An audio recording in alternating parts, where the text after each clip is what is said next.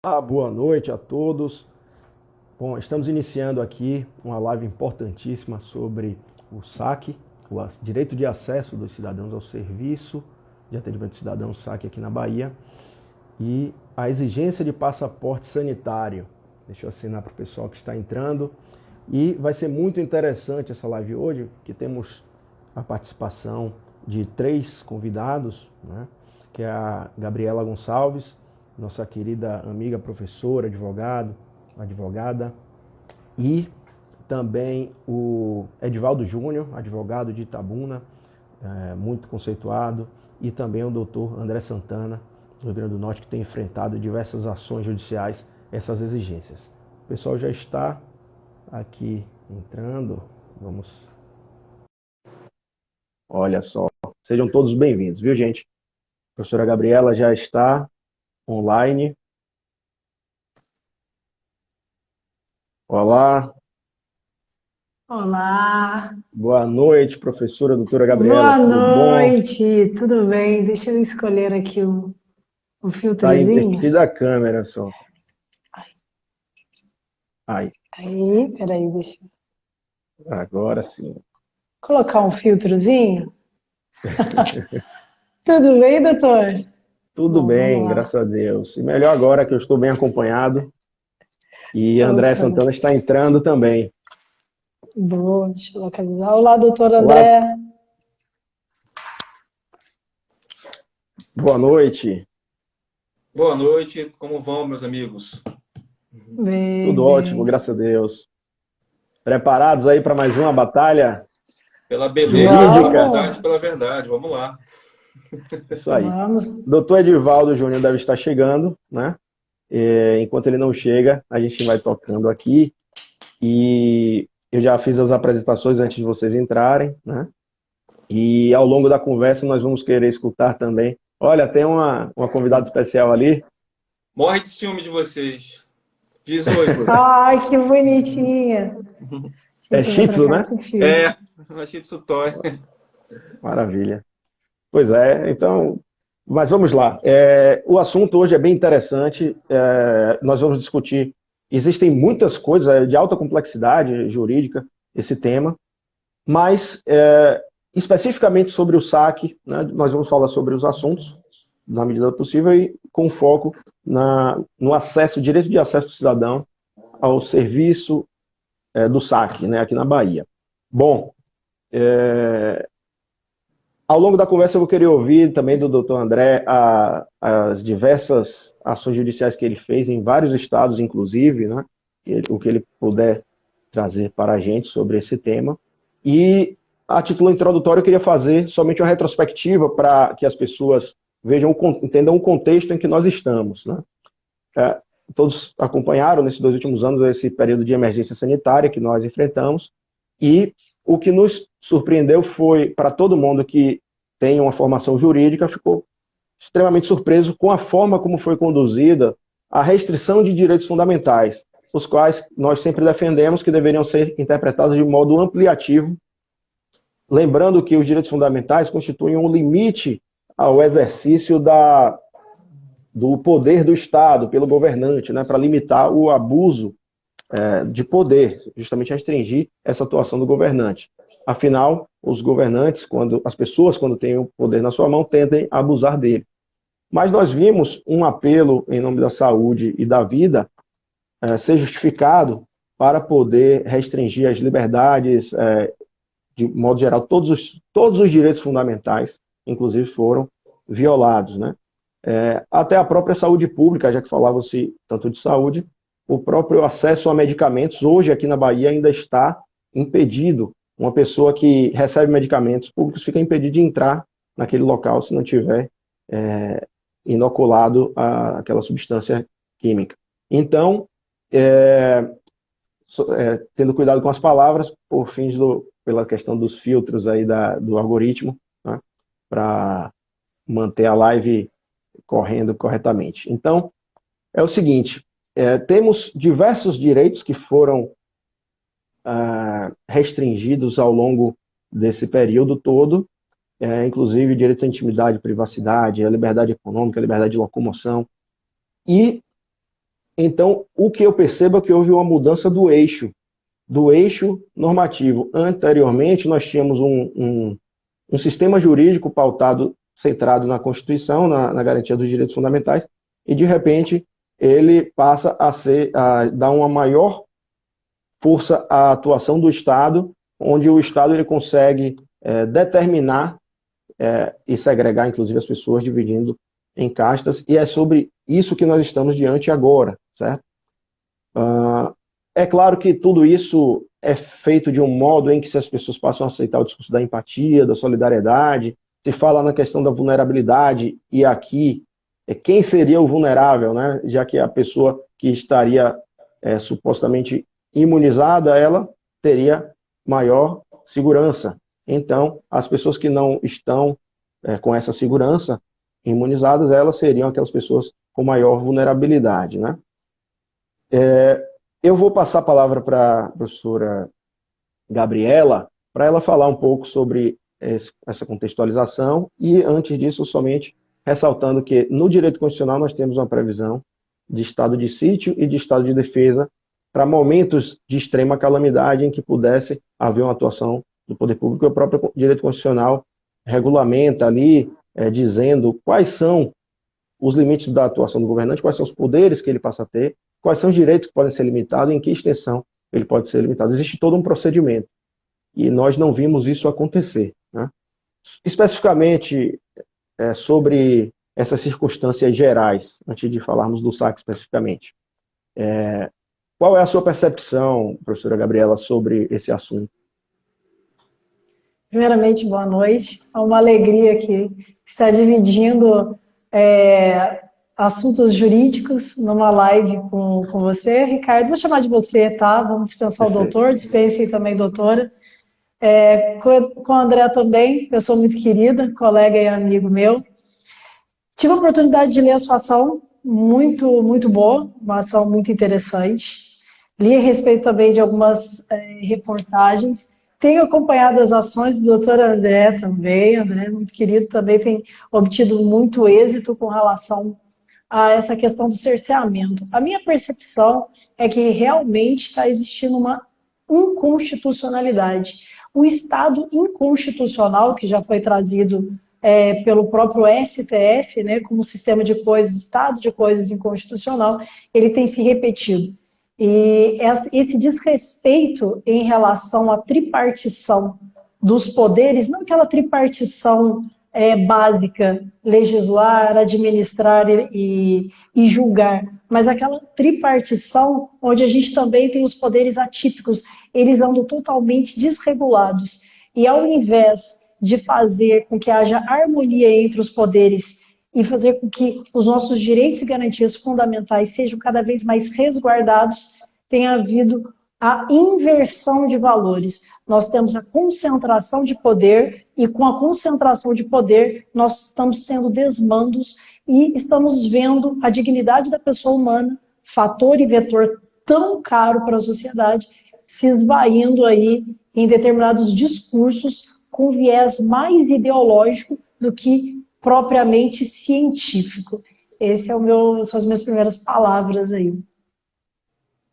Perfeito, perfeito. Achei bem interessante você trazer o estado de coisas constitucional, que foi traçado pela jurisprudência, salvo engano, foi na Colômbia que começou. Exato. E depois foi trazido aqui para o STF para tratar em duas situações, né, duas circunstâncias. Teve aqui, foi do presídio, da situação dos presídios, e, salvo engano, também aplicar essa jurisprudência em relação à saúde pública, antes de haver essa emergência sanitária. Então, efetivamente, isso vai muito na linha daquilo que eu disse inicialmente, sobre uma mudança do eixo do sistema normativo, né? Então, realmente, eu acho que nossa visão está bem afinada e achei perfeita essa lembrança do estado de coisas inconstitucional. Caro André, você tem a palavra. Boa noite, meus amigos. É sempre um prazer, né, estar entre pessoas que pensam e se alimentam, né, pela busca legítima e honesta pela verdade, né, também com o tripé da bondade, né. e por que não da beleza que vocês representam tão bem. E eu concordo inteiramente tudo que foram com as palavras, com as considerações iniciais da doutora Gabriela, bem como eu achei a sua introdução muito oportuna e até mesmo bastante sintética, né, sobre basicamente no que pode se retratar como o centro, né, dessa tipo de gestão atípica que nós estamos vivenciando, né? Então, como introdução Olha também. só uma interrupção aqui, breve. Edivaldo, doutor Edivaldo está online. Agora está bem escuro aí. Está ouvindo, Edivaldo?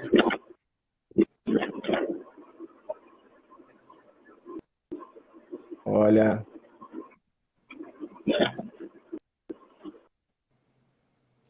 Olha, tocando aí até que ele retorne. Uma hora ele entra. E como pedra inicial, até para poder fomentar o debate, na minha observação, e que casa muito com o que foi dito até agora, eu percebo que existe uma clara intenção, visto pelos fatos, da mudança também da valoração, né? Para a diminuição, para o esvaziamento, né? Da tutela de valores, da dignidade da pessoa humana, dos seus atributos, principalmente no que se diz respeito à sua autodeterminação, né? E você coloca casos chaves para poder dar uma ideia de simpatia popular, a ideia de que seria muito caro às pessoas, por um princípio vago de solidariedade imposta, delas abrirem mão espontaneamente para um bem maior, né, coletivo, que é a saúde pública, o que é uma perversão em si mesma. Haja vista que todo o nosso sistema de preservação de valores que diz respeito à saúde, ela está voltada no valor da vida do indivíduo. Tanto é que a ele é dado, em vários dispositivos legais, inclusive da ordem internacional, a primazia de escolher, por sua conveniência, né, e por um sentido natural de autopreservação, daquilo que seria mais eficaz, a ponto de se preservar. E nessa pandemia, especificamente, o que se houve foi um ressuscitamento do argumento utilitarista, cuja remissão histórica jurídica que eu acredito seja mais adequada seria do julgamento de Nuremberg, onde, para justificar supostos experimentos aplicados a um determinado grupo de seres humanos, né, se aqueles que foram responsáveis por essa prática alegarem em sua defesa de que o bem maior da sociedade devia sobrepor eventuais interesses individuais. E aqui, nesse exato momento, eu vejo que existe essa mesma tentativa e, a meu ver, casuística, né? Inclusive deixando de considerar os valores do Estatuto do Sistema Único de Saúde, também, que na sua universalidade tão somente pregava de que todos os tratamentos médicos possíveis deveriam ser disponibilizados, sendo que em nenhum momento, se no ordenamento jurídico, mormente no que diz respeito à saúde pública prestada de forma coletiva, se determina que haverá essa compulsoriedade.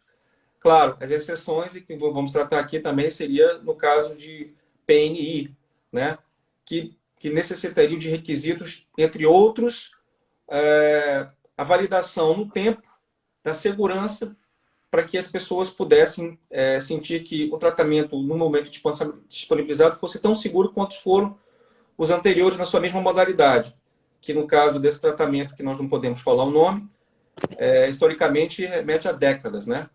E não em dias e não em meses. Essas são as minhas considerações iniciais. Perfeito. Eu queria traçar um complemento, na verdade, sobre isso que você disse, que a Anvisa, ela declara em diversas resoluções, né, 444, 465 e tem uma terceira agora que não vou memorizar,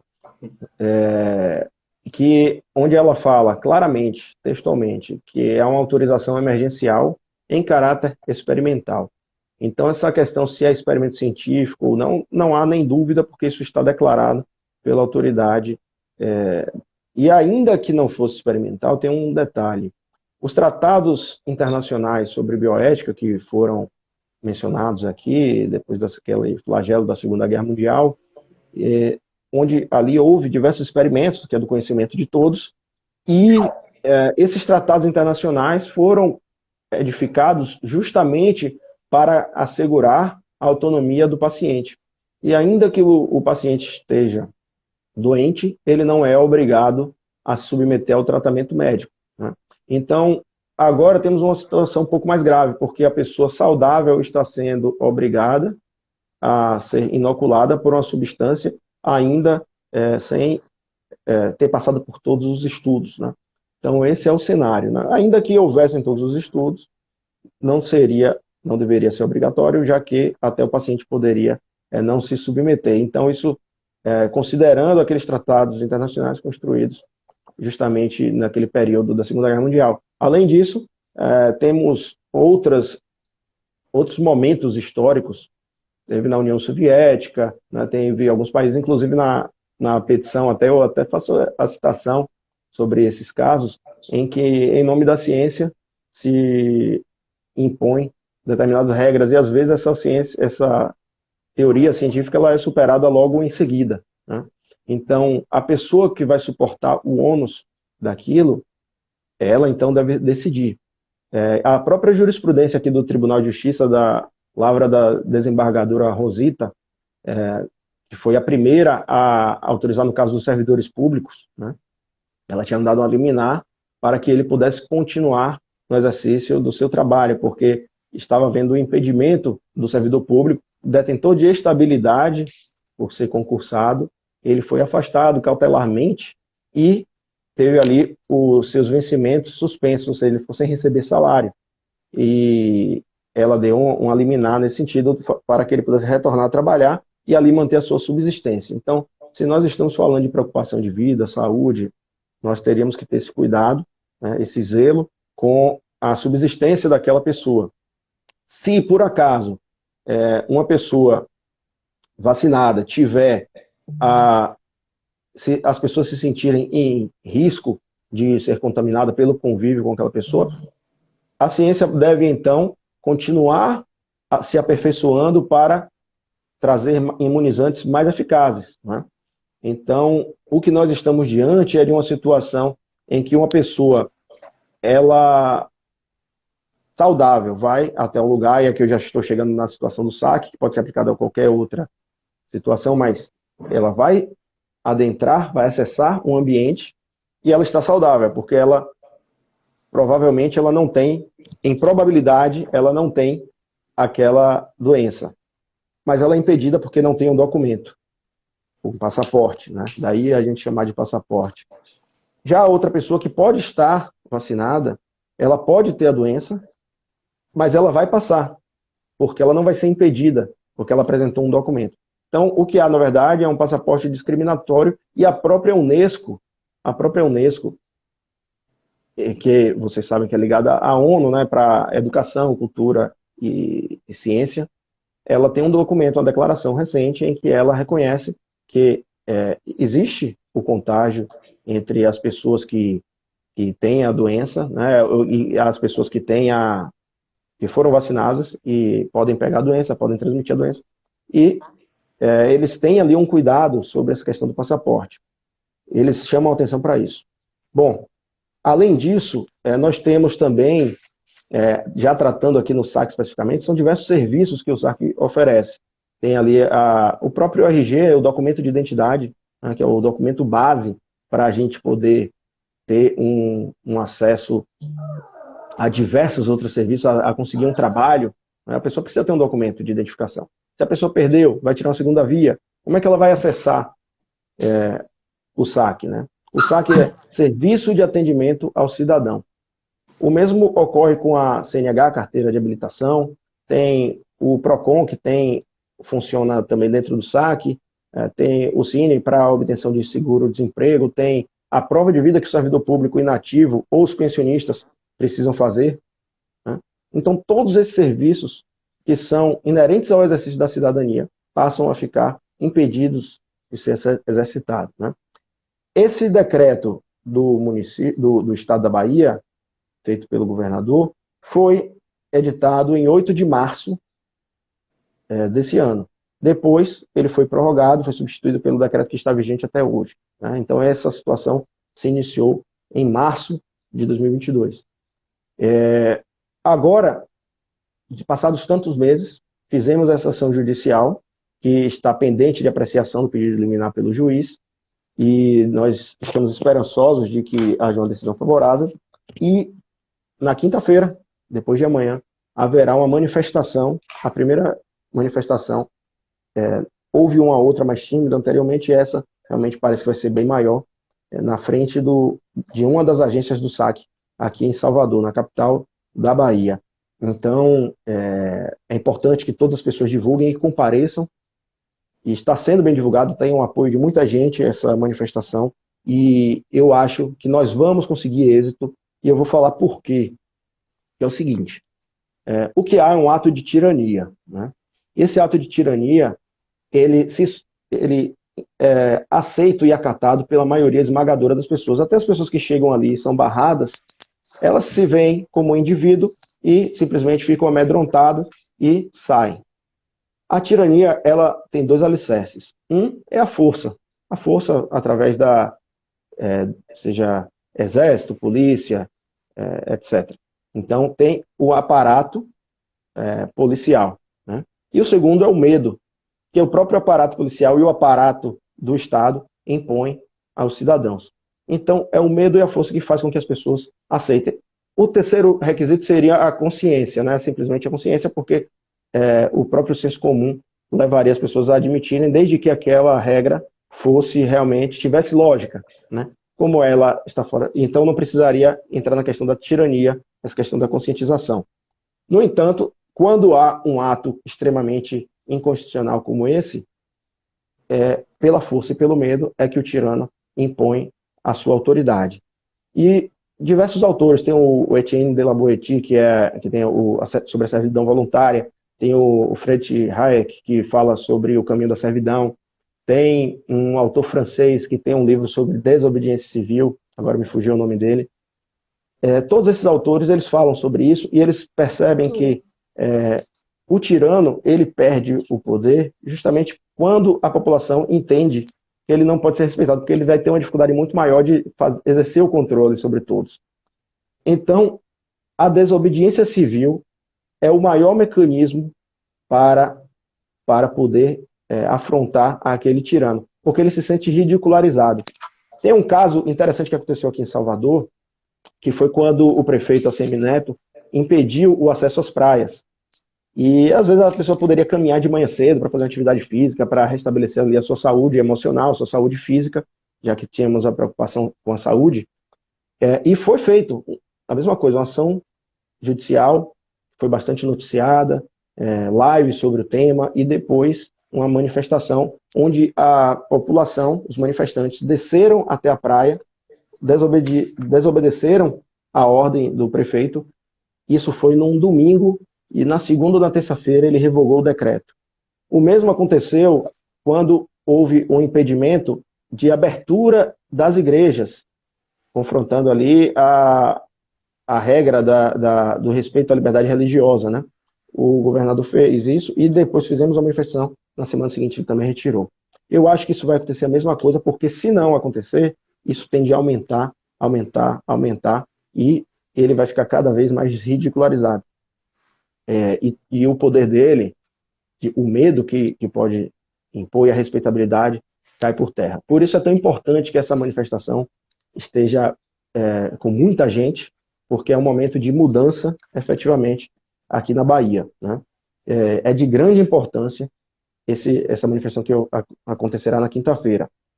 Cabe a cada pessoa comparecer e divulgar ao máximo. Isso já está sendo feito e será um sucesso, né? E, simultaneamente, vamos trabalhando na parte judicial também, para conseguir a obtenção de um provimento jurisdicional sobre o assunto. Bom, já falei demais, eu quero passar para vocês também, para vocês falarem um pouquinho aí. Tem algum tema específico que vocês queiram tratar? Damas primeiro. Obrigada. Sempre uma aula ouvir Ricardo, hein, Ricardo? Muito bom, muito bom. Ricardo, essa situação toda vem sempre lembrar a gente de uma coisa muito importante, principalmente o pessoal da área jurídica, né? Tenho bastante contato com os alunos, seja do primeiro período até o 10º, e a gente sempre fala da teoria tridimensional do direito, fato, valor e norma. Eu acredito que enquanto as pessoas não tiverem uma noção de como valorar os fatos e quais são as ferramentas que estão sendo utilizadas para a valoração e conseguir perceber o que é narrativa, o que é opinião e o que são fatos, a gente sempre vai resvalar numa medida que vai ser uma medida jurídica enviesada, que é o que eu estou enxergando. E um outro ponto também que eu queria jogar para vocês, a gente sempre tem os grandes e ardorosos defensores, né, dos criminosos, por assim dizer. A gente tem aquele garantismo penal, a gente tem aquele discurso todo melífluo, mas o que a gente está criando, a gente como sociedade, e a sociedade que está apoiando realmente esse passaporte vacinal, é o direito penal do inimigo. Só que a gente está enxergando a teoria de Günther Jacobs aí como direito penal do autor, né? A gente está enxergando como as pessoas, logo as pessoas mais vulneráveis, como bem colocado, não só na sua ação, mas como aqui, uma ação muito bem escrita, muito bem redigida, as pessoas que seriam as vulneráveis, aquelas que não estariam imunizadas, elas são agora tidas como o autor, entre aspas, de um crime, como o ato criminoso, de estar deixando desprotegido e desguarnecido as pessoas que estão vacinadas. Só que, muito bem colocado também por André, as pessoas que estão vacinadas não estão imunizadas. Então, a gente fica naquele círculo vicioso, a gente tem uma valoração totalmente deturpada dos fatos, a gente tem decretos inconstitucionais, a gente tem o estado de coisas inconstitucionais, a gente tem um direito que está voltando os olhos cada vez mais para ideologias, ao invés da proteção dos direitos e garantias fundamentais. O que você acha, André? Perfeito, né? Tipo assim, fica até difícil às vezes explicar, não por falta de conhecimento, mas é porque é muito notório de que o próprio esvaziamento da lógica, da sistemática normativa, né, do nosso ordenamento jurídico, ela foi posta de lado em nome de uma estratégia de tomada de poder. Né? Você vê que o próprio Ricardo ele colocou, muito bem apropriado no começo de suas falas, né, de que não há previsão do ponto de vista constitucional para esse estado de excepcionalidade.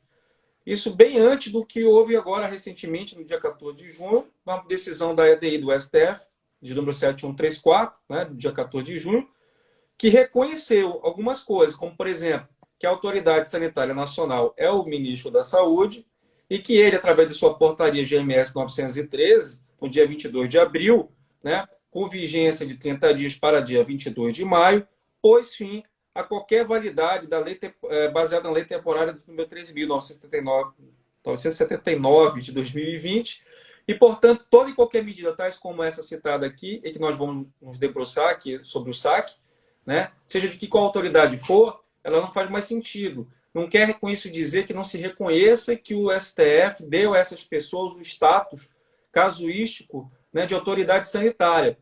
Mas o próprio STF reconheceu que o momento já não é mais de se aplicar medidas excepcionais sanitárias contra esse tipo de doença específica, né, da pandemia mundial. Não se pode mais. Tanto é assim que, em recente decisão, num caso concreto, lá no Rio Grande do Sul, né, eu consegui obter por um salvo-conduto, né, numa ordem de habeas corpus, que foi impetrado justamente em desfavor de uma dessas resoluções. E o juiz reconheceu, inclusive, em decorrência também de um entendimento já anterior jurisprudencial aí, de um juiz do TRT aí de Salvador, Rafael Menezes, de que, fim da vigência da lei temporária, não havendo outra que a substituísse, todas as medidas doravante já perderam efeito naquela relação de anexo principal, né? Então, o que eu vejo na prática, é você criar mecanismos de exceção, obrigações sem a correlação da responsabilização, né? Quais são os direitos e quais são as obrigações, por exemplo, daqueles que estão impondo as pessoas contra as suas próprias vontades a se submeterem a um tratamento de saúde duvidoso, né? Aos riscos ainda que sejam ignorados, né? Porque pelo direito do consumidor, já se conseguiu aí uma isenção não, excepcional de uma lei especial dos fornecedores, dos fabricantes.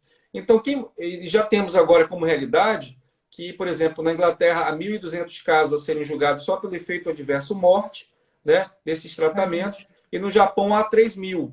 E já a primeira condenação na Itália, no valor acima de 70.000 euros, de uma jovem cujo nexo de causalidade foi comprovado, a morte, né, o óbito, sendo causado pelo tratamento, que aqui se quer se dizer que está se estimulando indiretamente como uma forma eufemística de dizer que está se, para não se confessar que está se aplicando um constrangimento ilegal no mínimo e, em muitos casos, dependendo do caso concreto, verdadeira ameaça, né? Como o próprio colega falou aqui na jurisprudência aí da Bahia, né? No caso, o servidor público, que era um policial militar, eu conheço bem esse caso, ele foi ignorado seu regime jurídico, né? Foi criado uma lei ad hoc, excepcional e específica, né? Um estado de exceção completo. E sem lhe garantir sequer os mínimos direitos, né? E prerrogativas da dignidade do ser humano, o que não poderia ser modificado, já visto que estão previstos dentro de garantias constitucionais pétreas, né? Então, mesmo para aqueles regimes excepcionais que a própria Constituição prevê, ele não poderia ser modificado nem por uma PEC, quanto mais de dizer por uma rede de resolução, decreto, ou mesmo uma lei que fosse, né, estadual, né, não poderia haver essa possibilidade, ignorando também a autoridade do presidente da República como aquele que tem a prerrogativa de se disparar os processos, o devido processo legislativo para os casos possíveis que a Constituição dá, que não é este o caso, né, para os estados de exceção de sítio de defesa, a temporalidade que precisaria ser submetida ao Congresso Nacional, né, inclusive suas prorrogações, que não poderiam ser assim ad eterno como foram, sem falar da completo desrespeito, né, da cidadania, que foi completamente derrogada com todas essas medidas, com o único fim prático de se estabelecer uma regra pelo temor de mando. A única coisa prática que se pode obter de todas essas medidas é que, de forma inconfessável, os agentes públicos estão, na verdade, tentando se fazer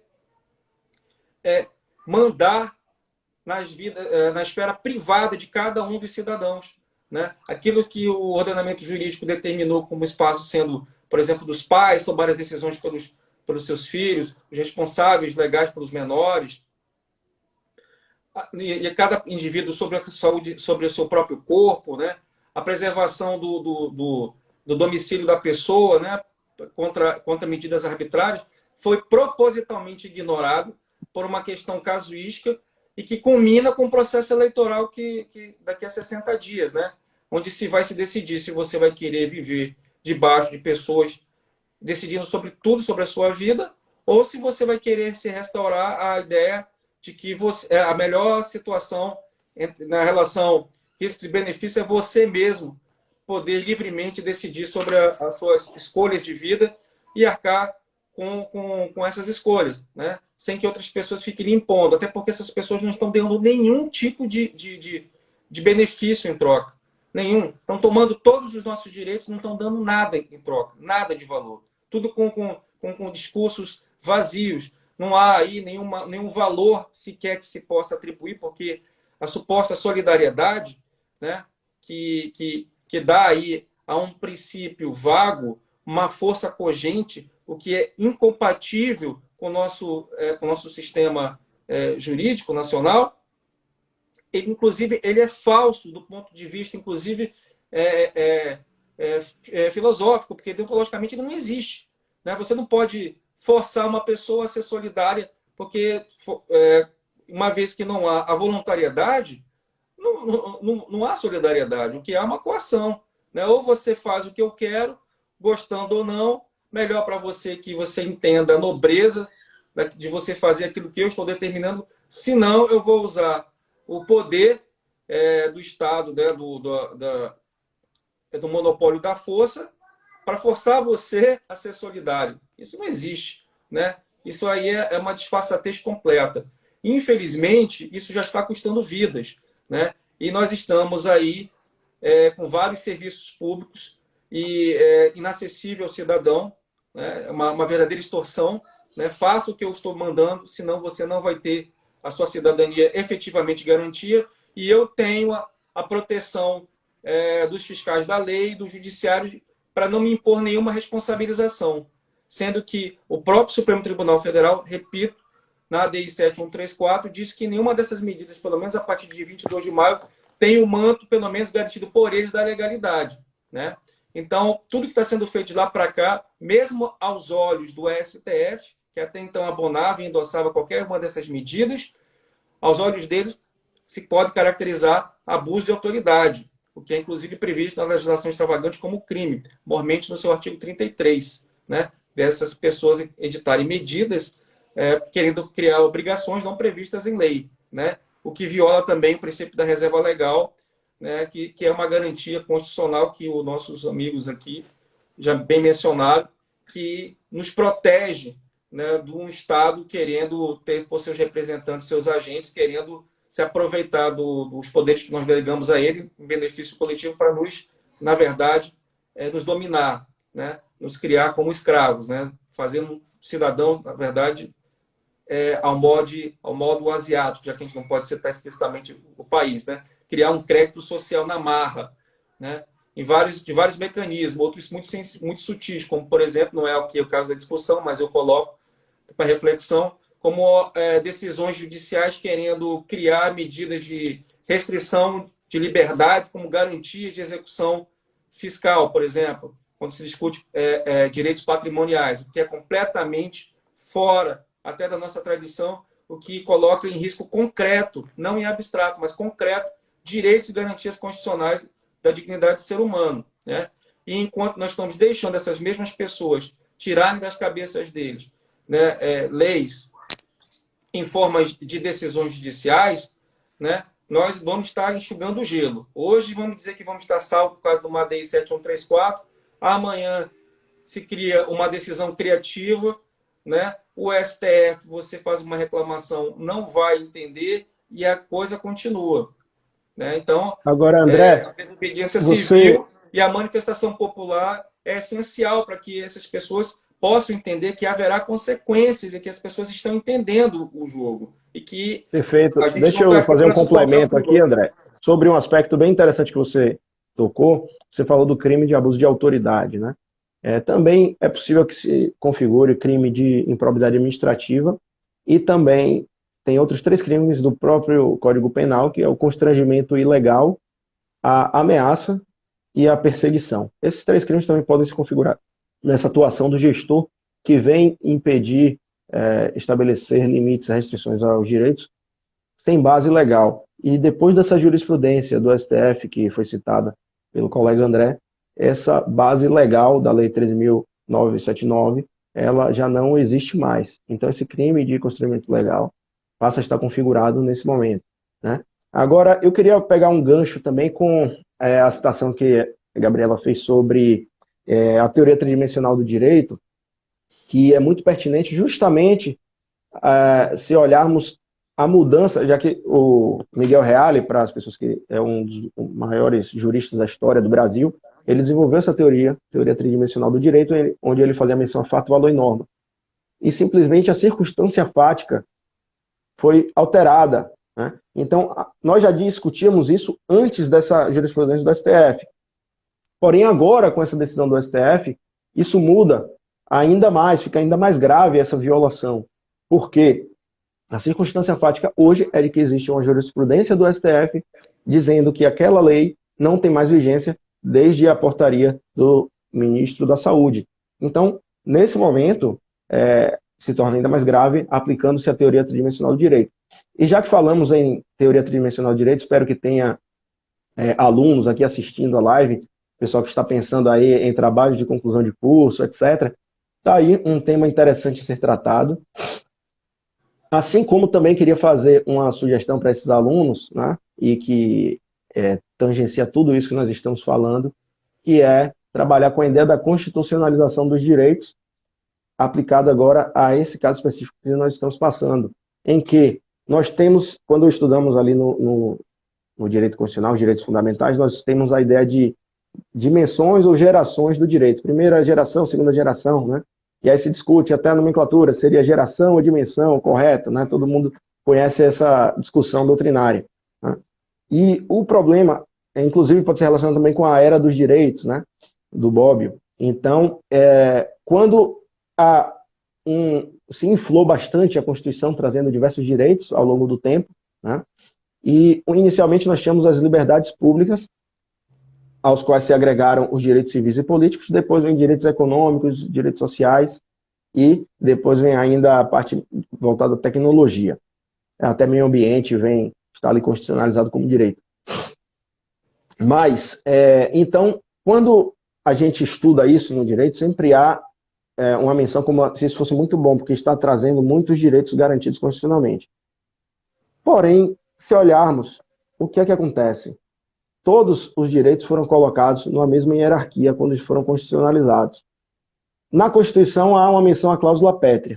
Então são os direitos individuais que são cláusula pétrea. Então isso a gente pode mostrar que é um fator distintivo que dá uma garantia maior para esses direitos, certo? Porém, nos próprios livros de direito constitucional, isso não é mencionado nesses termos. Então vem a questão, quais são os direitos fundamentais que compõem efetivamente a substancialidade do direito constitucional, né? Bom, na minha opinião, sem dúvida alguma, são as liberdades públicas, e aqui eu vou fazer ainda já uma provocação sobre o direito à saúde especificamente. Se ele compõe ou não. Por quê? Uma vez eu estava conversando, debatendo filosofia há anos atrás com um libertário, e ele disse que saúde não é direito, é serviço. E na hora eu tomei um susto, porque no direito constitucional a gente sempre ficava trabalhando como direito de saúde, inclusive defendendo a atuação. E eu comecei a pensar isso do prisma jurídico.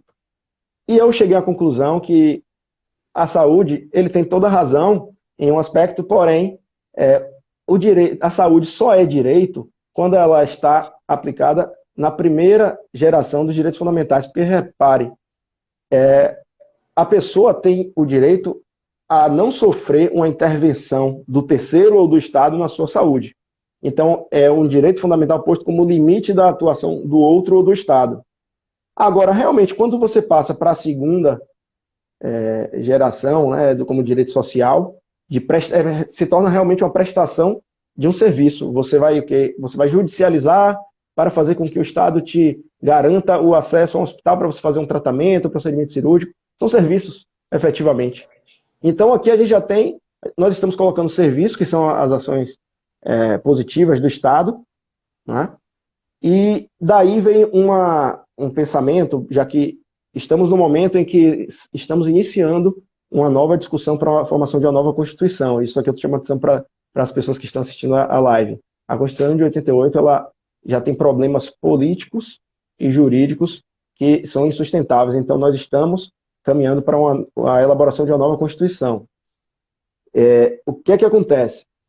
Havendo esse período de debate constitucional, como nós vamos... A minha sugestão é a seguinte: direitos constitucionais como direitos fundamentais, primeira geração. Os outros direitos, eles continuarão assegurados, porém não devem estar na Constituição para que jamais ocorram narrativas nefastas como essas, em que equiparem direitos de coletividade e direito do indivíduo. É uma coisa que pode servir de provocação para a sociedade pensar e para os estudantes que vão fazer os seus cursos, né? Pensar e aprofundar o debate sobre isso. E aqui a professora Gabriela tinha falado sobre o discurso da empatia, da solidariedade, a André também falou isso, e que tem muitas pessoas que realmente pensam, ficam sensibilizadas e falam, não, mas é para proteger a saúde e a vida, e falam isso de todo o coração, né? Só que tem um detalhe, nós como advogados que trabalhamos com a burocracia, nós vemos a dificuldade que é para se efetivar qualquer coisa que depende de um ato burocrático do Estado. Então, é inimaginável que um advogado que lide no dia a dia, que veja como acontece, que defenda um excesso do Estado. Porque a gente vê como é que funcionam as questões levadas ao Estado, né? Então, naturalmente, nós, como profissionais liberais, nós vamos perceber essa limitação da atuação do Estado. E ainda que fosse possível ter um Estado muito eficiente, nós nos depararíamos com outros pontos. Mas, para as pessoas que falam em empatia, vamos lembrar que no início da pandemia houve um impedimento de familiares velarem os corpos dos seus familiares, porque falavam-se que poderia haver o risco de contaminação daqueles corpos para as outras pessoas, né? E aqui da Bahia, no caso de Lauro de Freitas, houve um decreto em que a prefeita impedia que as pessoas não vacinadas entrassem em supermercados. Então, isso também aconteceu no Mato Grosso.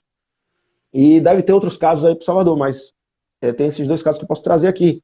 Então, prefeitos que entenderam que não poderia haver um acesso ao supermercado das pessoas não vacinadas. Agora você pensa, então, como é que essas pessoas iriam entrar para adquirir alimentos para poder sobreviver, simplesmente, né? Então, o direito de se alimentar simplesmente foi impedido, né? Essa pessoa dependeria de doações de outras pessoas, ficariam mendigando nas ruas, que é o que ia acontecer. Então, onde vai o discurso da empatia? Essas pessoas que ficam sensibilizadas com isso, sairiam às ruas para ir ajudar essas pessoas, ficariam 24 horas por dia na frente de um supermercado indo fazer as compras para doar para essas pessoas? Ou não, porque teria a sua própria vida para tocar, né? Então, se há a empatia, o melhor que a gente pode fazer é permitir que cada pessoa possa direcionar a sua própria vida.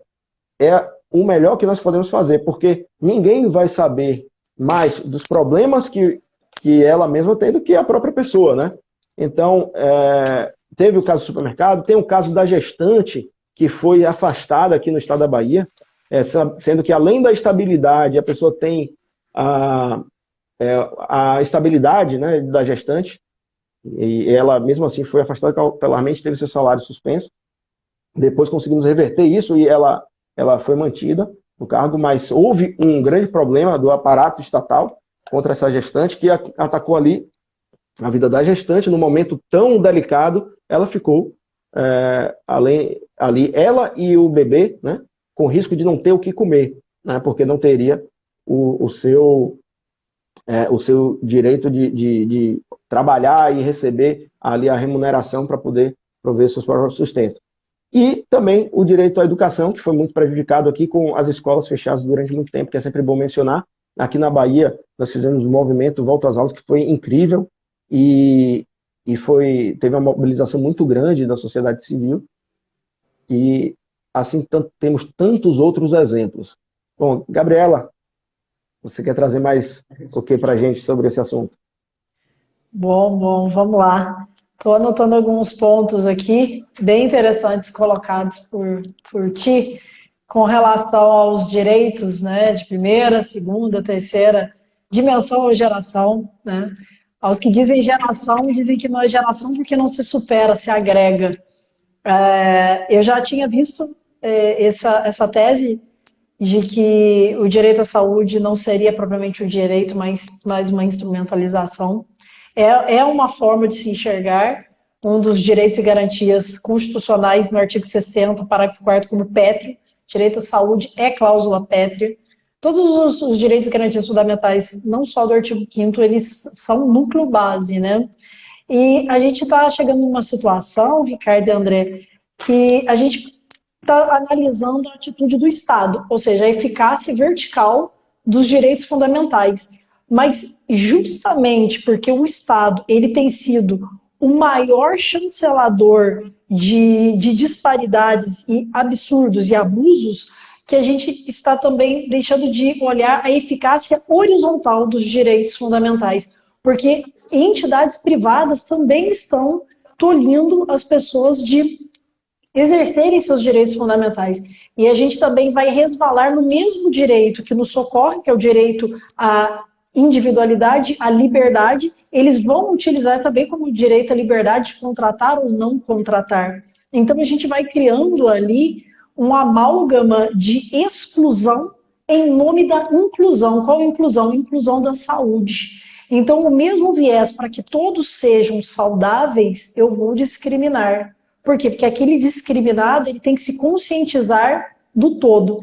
Aí a gente já vai para aquele debate que é sempre atual, infelizmente atual, do coletivismo e individualismo.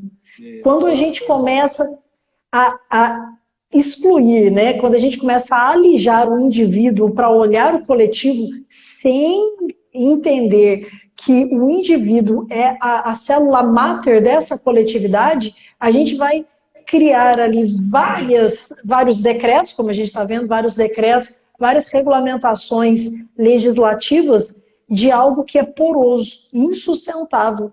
Porque o indivíduo, ele tem a liberdade. Só que para aqueles que são detentores da liberdade dentro da coletividade, um indivíduo que detém essa liberdade quer libertinagem. Porque se nós não aderirmos a um direito que para eles é um direito que assegura aquele estado puritano do bem comum, aquele estado totalmente higienizado, porque a vacina e os vacinados, eles são tidos como as pessoas iluminadas, certo? E aqui a gente pode já olhar as distopias de Aldous Huxley, George Orwell e todas as outras, onde a gente tem a separação de uma casta e tem a segregação de outra. Aí você bem citou também a desobediência civil. Esse ato, né, eu acho que é Henry Trudeau, né, o Henry Trudeau que traz o Tratado Maior de Desobediência Civil. Exatamente. Ele é o Papa, né, da desobediência civil. Isso. Quando a gente analisa o tratado dele, a gente vê que o que ele quer não é aquela inatividade, porque muitas pessoas pensam que a desobediência civil é eu cruzar os braços e deixar as coisas correrem como estão. Não. A desobediência civil pode ser muito bem a conscientização através do que nós estamos fazendo, seja através das nossas ações judiciais, as nossas lives, as nossas chamadas de consciência, seja no nosso núcleo pequeno da família, no nosso núcleo profissional, como no núcleo maior digital. Então, a desobediência civil, ela tem que estar respaldada por uma ação, mas uma ação jurídica, menos emotiva. E o que a gente tem acompanhado, um discurso emotivo. Até mesmo, como muito bem colocado, nós sofremos a perda de familiares, de amigos, e isso traz ali um misto de sentimentos e razão. Só que no momento em que a gente está tratando de direitos e garantias fundamentais, a gente tem que buscar a razão. E o outro ponto bem interessante, que foi muito bem tratado na sua ação judicial, o Ricardo, foi o ponto da Lei Geral de Proteção de Dados, que é algo que eu tenho estudado desde 2016, lá em Portugal, e depois vim aqui divulgando e fazendo meu trabalho em relação à Lei Geral de Proteção de Dados. Os dados relacionados à saúde são dados sensíveis. E esses dados sensíveis, eles começam a ser expostos de uma forma totalmente segregadora. Você citou também na sua ação Soweto, você citou os campos de Auschwitz, você citou a Austrália também, que começou a segregar as pessoas, né? Fez um pequeno campo de concentração de pessoas não vacinadas. Então a gente começa a ter um discurso de proteção dos nossos dados e direitos da personalidade. Porém, se o seu direito a personalidade ferir o direito coletivo de todos saberem o que você está fazendo em nome de uma imunização que não existe, e sim existe uma amenização dos sintomas, você vai ser uma pessoa inimiga do Estado. Aí isso é algo que tem não só incomodado juridicamente, como incomodado também socialmente e profissionalmente. Eu tenho tido muitas reclamações e eu debato muito. Não tenho trazido muito através de lives, por isso agradeço o convite para falar aqui para muitas pessoas e meus alunos, que certamente já vi muitos aqui. E queria passar para o André dizer um pouquinho também que o André está nessa lida do judicial, né? Com relação deixa a eu isso. só complementar uma coisa. Olha, estamos com 54 minutos e a live já está chegando ao fim, né? Porque só tem 1 hora, é o limite de tempo, infelizmente. Nós poderíamos tratar de muito mais assuntos aqui, então vou passar a palavra para André para ele falar algumas coisas, considerações finais, vou deixar só como provocação também, para que as pessoas possam pesquisar, sobre a liberdade de convicção política, filosófica, de crença religiosa, né? A ideia da objeção de consciência, né, em que o Estado teria somente a possibilidade de ali determinar uma prestação alternativa, e não simplesmente suplantar aquela liberdade de consciência, porque isso também tem relação direta com o tema que nós estamos tratando. Achei maravilhosa a intervenção sobre a LGPD, Lei Geral de Proteção de Dados, porque trata da intimidade e da privacidade, né? Também citar que existem os casos da soberania do atestado médico, a vez que a autonomia médica, né, não pode ser afastada. Isso tem acontecido aqui na Bahia, nos casos dos servidores públicos também. Os exercícios dos direitos da cidadania que estão sendo prejudicados com essa questão do saque, que deu o nome a essa live, e como sugestão para as pesquisas, os pesquisadores da área jurídica, principalmente em direito internacional, que observem se esse tema de interesse no campo do direito internacional, sobre a questão da soberania. A soberania compartilhada é um tema que pode ser tratado, e aí vale uma pesquisa específica sobre o Fórum Econômico Mundial, né? Tem os livros do Klaus Schwab e Yuval Harari, e que podem ser tratados com essa situação, com a indústria 4.0, quarta revolução industrial, nanotecnologia, transhumanismo. São temas instigantes que podem ser relacionados com isso que nós estamos vivendo hoje. Então, vou passar a palavra para André fazer suas considerações finais. Estamos com 56 minutos agora. Vamos lá. Então, até para aqueles que vieram aqui em razão da proposição de como superar a falta de acesso a serviços públicos, né? Ou até acessibilidade a serviços públicos para aqueles que estão participando de processo seletivo e que seja exigido, em ambos os casos, uma comprovação de um tratamento de saúde, que pode nos procurar, né, a mim, o doutor Ricardo, a doutora Gabriela, que o profissional de direito é aquele indicado para melhor fazer a junção entre o seu direito abstrato no caso concreto, certo? Então, medidas como mandado de segurança, excepcionalmente habeas corpus, né, ou, em caso específico, outras tutelas antecipadas, seriam as medidas mais adequadas para os casos mais genéricos.